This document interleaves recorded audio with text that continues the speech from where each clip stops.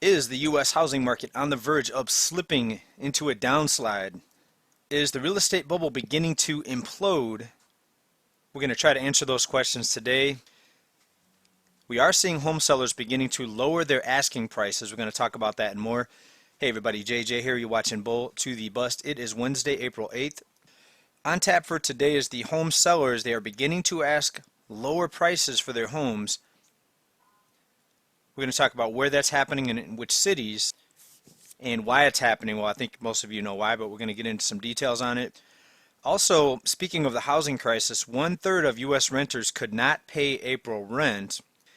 Now, when you say housing crisis, a lot of people get different ideas of what that is about, and we're going to talk about that, as well as the economic freeze. Is it going to be a housing standstill, or is there going to be a falling market? There are forces in play that could make this go one of two directions, and we'll talk about that. Now, first of all, most of you know, if you've been on this channel for a while, and if you watch the real estate videos, I typically don't like to look at month-over-month numbers because they can be very misleading as far as a trend. Of course, we like to look at longer-term numbers. Year-over-year numbers are the best in my opinion. But with all the events that are happening right now, today we will look at some month-over-month numbers because they are showing a trend in most cities now, not in all cities. Real estate is local. And it was one of you, as one of the viewers, that put this link down in comments. So I apologize, I forgot exactly who you were, but thank you for putting this down there. I really appreciate it. And it was Las Vegas. Now, Las Vegas was one of the hardest hit cities for job losses because there's so many jobs there that cannot be remotely done, right? You cannot have somebody that's serving drinks or someone that's working in a casino set up their desk at home and do the same activities, of course.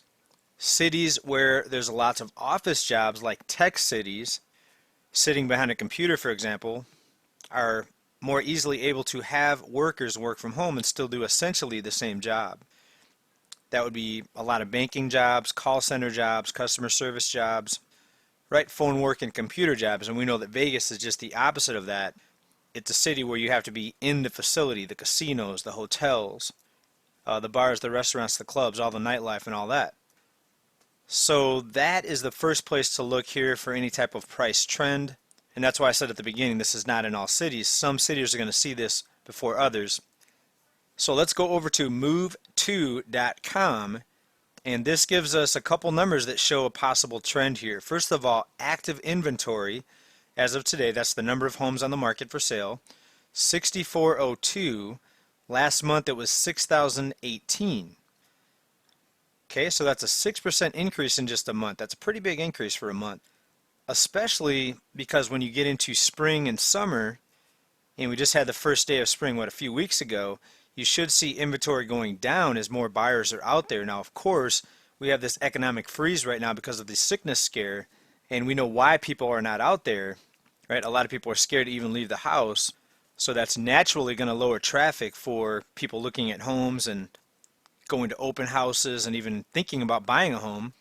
So you have the fright right now that's out there, and you have the economic side of it where people, of course, millions of people are losing their jobs, and who wants to look for a house when you just got your hours cut or got laid off? And I do pray for all the unemployed people out there, people that lost their jobs. But let's get into the price numbers here as well. We also see a decline in the list price, and these are just list prices, of course. These are homes for sale. The final numbers that we'll look at next month from this month are going to start to tell the story on the final numbers on the sale and the sales price. But looking at list prices, we see these are also down in Las Vegas. 324,900 a month ago, now 320,000 today. Only a 1% decline. But again, these are the months where prices should be at least stabilizing or going up with spring and summer. But even after the sickness fades away, whenever that may be, a lot of these jobs that people lost are likely never coming back. A lot of businesses are likely never going to be able to reopen, especially smaller businesses, which are the heart of the economy. And we see a very unbalanced economic stimulus package where it favors the banks and it favors large corporations. They get bailout money But unfortunately, a lot of the small businesses are stuck with loans that they'll have to pay back. And it's not even 0% interest loans, it's like 5% interest. A lot of these small businesses are not going to be able to sustain or even come back after a shutdown. Okay, we also see number of days on the market is 50 now. It was 47 last month. That's also an uptick of 6%. So homes are sitting longer. Sellers are having to lower their asking prices, and inventory is increasing as a result of the slowdown and likely a combination of people trying to get out before a foreseeable downturn. Next, let's take a look at San Diego. And this is just the order that I happened to start looking at prices, and I believe the first 3 or 4 that I pulled up were falling prices. Now, as I kept going, I did find some cities where prices were not falling in the asking price. But look at the numbers here in San Diego. Inventory up 7% over a month ago. We're at 1691. Last month it was 1578. The list price 750,000. Just a month ago it was 778,000. That's a 3% dip in just a month. Median days on the market is also up slightly from 29 to 30 days. So similar trend here in San Diego. Okay, let's jump over to Phoenix. Same thing. We have inventory up 7% in a month. The list price down 4% in a month. Days on the market stayed the same, but we do see 2 out of the 3 criteria are showing a weakening, major weakening in the housing market. Alright, so I'll go ahead and leave a link down in comments. They have pretty much every major city here. You can sort by state and then drill down into cities from there.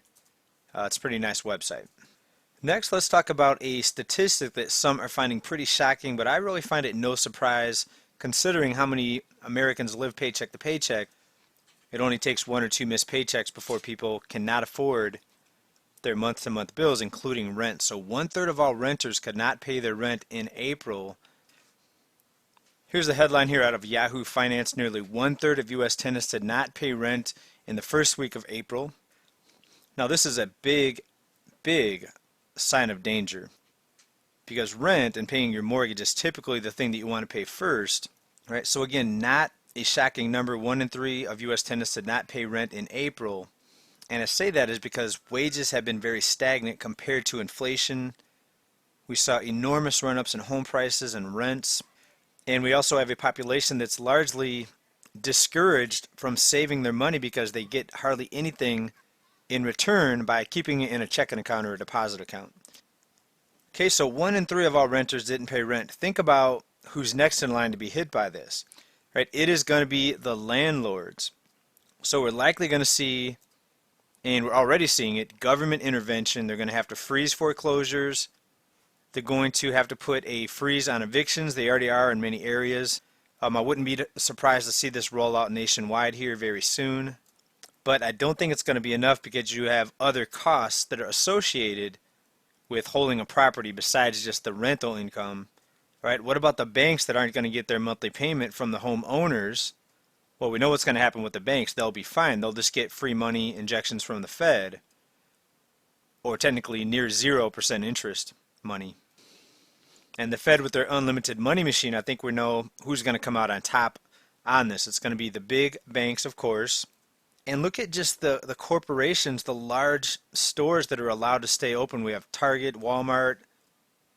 I haven't seen any of them close, and I see just tons of small businesses just shut down completely. Now, the difficulty paying rent is not just limited to U.S. consumers, and this is reported out of the Wall Street Journal. Businesses also can't pay rent. That's a threat to the $3 trillion commercial mortgage market. And again, the banks will likely work with the owners of these buildings, of this commercial real estate properties, but the actual businesses, again, a lot of them are not going to be able to survive this and come back from this at all. And think about this, even if they are able to come back into business, business will likely never be the same because there's still going to be a percentage of the population that's never going to go back to work unless we see some sort of major transformation in our financial system. Speaking of transformations, this is what could be in store for the U.S. This is a report here out of Business Insider. Spain is moving to establish permanent basic income in the wake of the pandemic.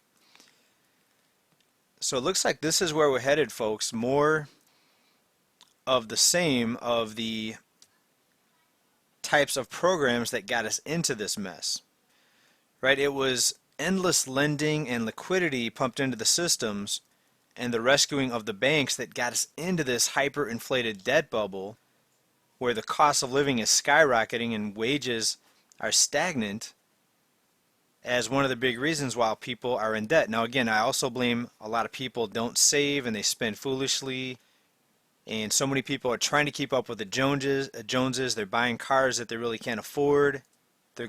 They went out and got the biggest mortgage they could get qualified for to buy the biggest house when technically they might have been able to get by in just a one or two bedroom house.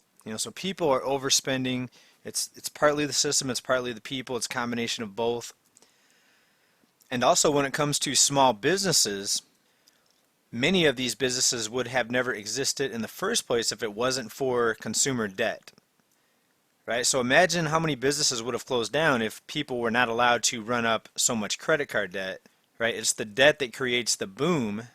But then when something happens to put even a short-term stop to people getting their paycheck, then you find out who's really been swimming without clothes.